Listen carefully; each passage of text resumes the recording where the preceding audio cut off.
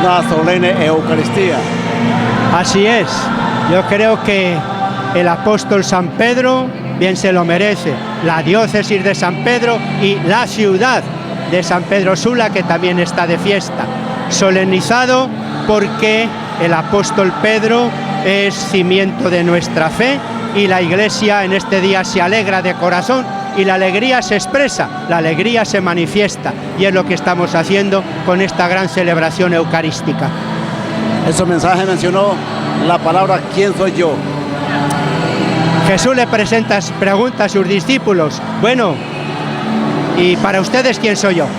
Yo creo que es una palabra muy actual, que todo discípulo de Jesucristo, incluso toda persona, aunque no sea cristiano, se puede formular. ¿Quién es Jesucristo para mí? La relación con Jesucristo es muy diversa. Los cristianos creemos que Él es el Salvador, el camino, la verdad y la vida. Para otras personas es un gran hombre, pero es importante quién es Jesús para mí y que esta pregunta renueve, cambie, transforme nuestra vida, porque un buen cristiano es una persona que influye también en una buena construcción de la ciudadanía. También habló sobre la misericordia, también habló sobre la hipocresía y todo lo que conlleva a un buen ciudadano, a una buena persona. La fe cristiana, la fe en Jesús, no es una teoría, le cambia a uno la vida. Entonces, ser cristiano es vivir como Cristo, en mi relación con la familia, en mi relación con la economía, con el trabajo, con la política. Entonces, si yo digo, yo creo en Cristo, Él es la verdad, yo no puedo andar mintiendo. Si yo digo, creo en Cristo, que es la vida, yo no puedo andar destruyendo la vida. Si digo, Jesucristo es el que denunció la injusticia y el fariseísmo, la hipocresía, yo no puedo andar en la hipocresía y en la corrupción. Si digo, creo en Jesucristo y Él nos reconcilia, entonces yo he de buscar los caminos de reconciliación y de la unidad. Es decir, la fe en Jesucristo tiene que demostrarse en la vida personal, familiar y social. Nuestro Señor Jesucristo mencionó, en ti edificaré mi iglesia en la tierra.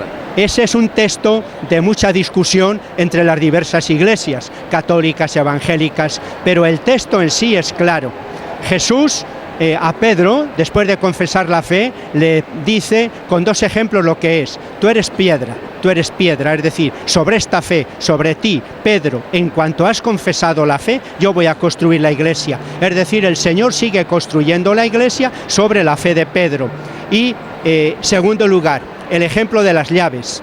Que tenía las llaves de la ciudad era como el mayordomo, el superintendente, supervisor de la ciudad. Pues bien, Jesús le dice a Pedro, en mi reino, que es a manera de una ciudad, tú vas a tener las llaves, vas a ser el superintendente, vas a ser el que tenga esa autoridad para que la comunidad viva la fe.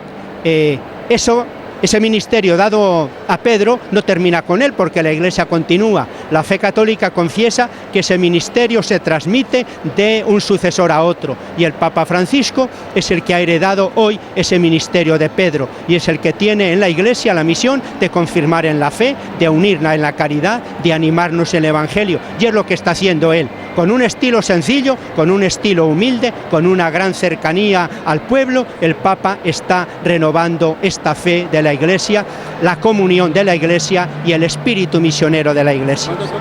Con informe de Robin Rodríguez, Aldo Ríos en cámara, Douglas Padilla.